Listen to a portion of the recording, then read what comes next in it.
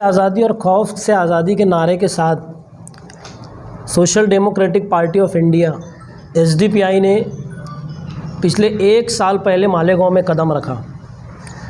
उस वक्त से लेकर आज तक हम लोग चाहे सेंट्रल इश्यूज़ हों या लोकल इश्यूज़ हों, हमने हर मुद्दे पे आवाज़ उठाई है। यहाँ तक कि हमको जेल का मुंह भी देखना पड़ा। आज प्रेस कॉन्फ्रेंस रखने का मकसद ये था कि एसडीपीआई पार्टी पूरी ताकत से मालेगांव में इलेक्शन लड़ेगी।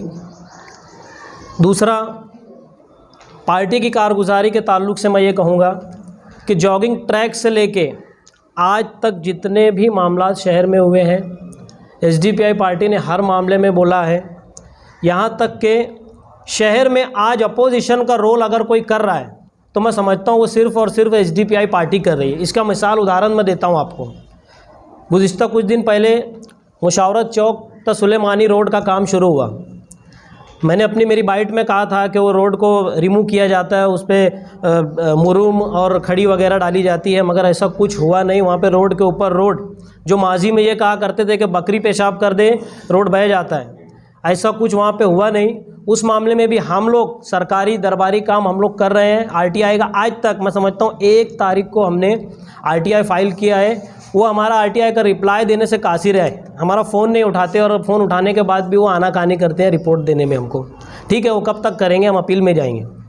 दूसरा, आज वार्ड नंबर 17 के ताल्लुक से हमने एक रोड का जो नाकिस रोड थी उस ताल्लुक से भी हमने एक आवाज़ उठाई। वो रोड को हमने हाथ से निकाला, हाथ से उखाड़ा। 4 दिन पहले वहाँ आके कोई ने झाड़ू दे के गया मिट्टी हटाने के लिए। 4 दिन के बाद मिट्टी हटाने के 4 दिन के बाद वहाँ पे डामर डाला गया। रहेगा क्या वो रोड? नहीं रहेगा। आज जो करंट में अभी मालेगांव स्कूल के पास एक रोड का काम चालू है, वहाँ भी यही हाल देखने को मिला। शुरू में जैसे ही रोड का काम शुरू हुआ, माजी आमदार ने कहा कि ये 80 लाख रुपए के रोड का काम है। जब मालूमात ली गई तो वो उसका एस्टीमेट 90 लाख का है, तो 10 लाख का यहाँ भी झोल है। वो रोड एक्चुअल जो है अब्बास नगर चौक से लेकर मालेगांव स्कूल तक है। वो रोड डिवाइडर वाला है, उसकी चौड़ाई देख सकते हैं हम, उसकी लंबाई देख सकते हैं हम। मगर असल वो रोड कहाँ शुरू हुआ? मालेगांव स्कूल से लग के एकदम बाजू में। और मैं समझता हूँ जो साइज़ एस्टीमेट में ली गई है उसका आधा है। तो ये कैसी भ्रष्टाचारी, इसका अपोजिशन करने वाला कौन है? इसके खिलाफ आवाज़ उठाने वाला कौन है? यहाँ बात एक दिख के आती है कि तेरी चोरी पे मैं चुप, मेरी चोरी पे तू चुप, और तीसरा कोई आके उस पर शुगर कोटेड बात करता है। असल अपोजिशन शहर में जो काम नहीं हो रहा है, मैं समझता हूँ असल इसके अंदर अपोजिशन की खामोशी है, या अपोजिशन क्या कहते हैं उसको, अपोज करना ही नहीं जानती। अपोजिशन आज की तारीख में अगर कोई कर रहा है तो एसडीपीआई पार्टी कर रही है, और इंशाल्लाह आगे भी हम लोग करेंगे। हमारे अपोजिशन करने के ताल्लुक से मैं ये कहूँगा कि इनको हमारे विरोध करना भी इनको पसंद नहीं आ रहा है। हमारा तरीका इनको नहीं अच्छा लग रहा है।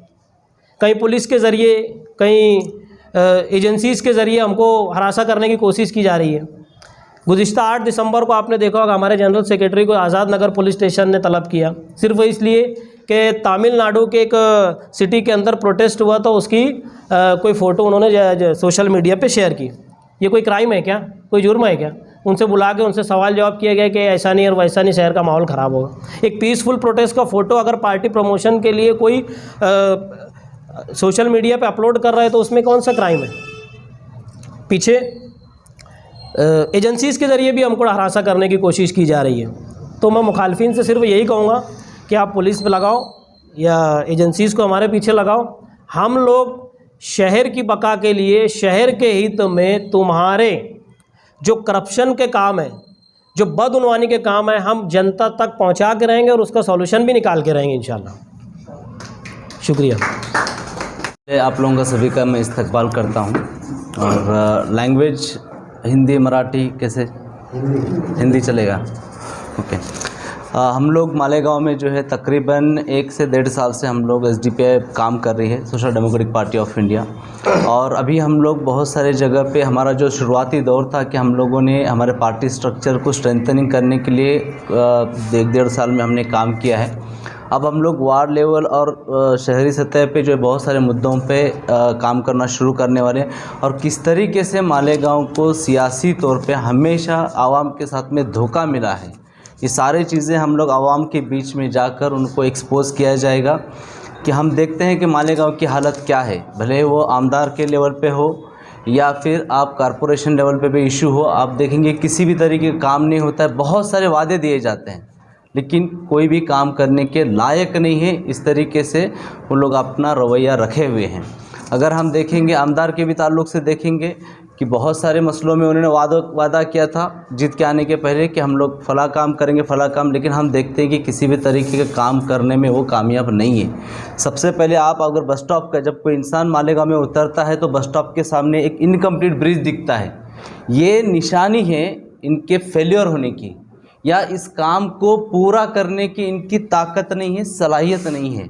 ये बताती है कि वो कितने माजूर है काम करने के लिए। और मालेगांव का जो आवाम है ये बदलाव चाहती है, ये नहीं लेके जाना चाहती, बोझ नहीं चाहती है कि सड़े हुए रास्ते, ब्रिज इनकम्प्लीट है। इस तरीके के लीडरशिप को मालेगांव की जनता बर्दाश्त नहीं करेगी। और जो कुछ भी चीज़ें इन्होंने काले काम किए हुए हैं, बहुत सारे जगह पे करप्शन हुआ है, इंशाल्लाह हम लोग स्लो जाके ये सारे चीज़ें हम लोग वार्ड लेवल पे और शहरी सतह पे इसको एक्सपोज किया जाएगा। यहाँ तक कि अगर आप देखेंगे अभी माइनॉरिटी स्कॉलरशिप जो है सेंट्रल गवर्नमेंट की तरफ से बंद की गई है, स्टेट गवर्नमेंट का भी हुआ है, लेकिन हमारे आमदार के जानिब से कोई आवाज़ नहीं उठती है, ना उसके ताल्लुक से कुछ बोला जाता है ना कुछ किया जाता है। आप खुद सोचिए आवाम के कितने सारे मसले थे, विधानसभा के अंदर आपका मुंह कब खुलता है, कब बोलेंगे आमदार? सवाल ये है कि आज मालेगांव की लीडरशिप सुस्त हो चुकी है, उस काम करने के लायक नहीं बचे हैं और आवाम जो है इसको बदलाव चाहती है और एसडीपीआई बदलाव देना चाहती है। उसके साथ साथ हम देखेंगे आने वाले कॉरपोरेशन इलेक्शन के अंदर एसडीपीआई पुरजोर तरीके से तकरीबन सारे सीट्स के ऊपर हम लोग इलेक्शन लड़ेंगे, क्योंकि मालेगांव को हमेशा पॉलिटिकली इमोशनली यूज़ करके आवाम का वोट बटोरा जाता है। यहाँ पे रहने वाली आवाज़ है, लेकिन उसके साथ में हमेशा जो है ना भेदभाव किया जाता है। डेवलपमेंट भी आपको एक सेम लेवल पे नहीं दिखेगा आपको।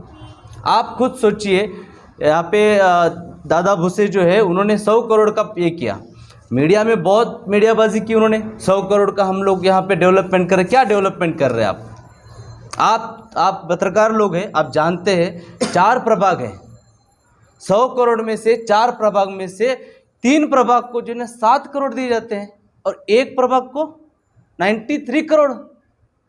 क्यों? पूरी आवाम जो है ना एक प्रभाग में जाके रह रही क्या? जब ये डिस्क्रिमिनेशन हो रहा था, ये भेदभाव हो रहा था, तब हमारे आमदार उनके साथ में भूमि पूजन कर रहे थे।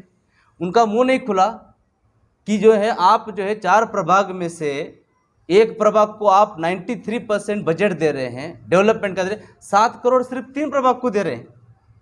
तो ये उस वक्त में जो खामोशी है ये बताती है कितने लाचार हैं हमारे आमदार, और यहाँ के शहर की लीडरशिप कितने लाचार है ये बताती है।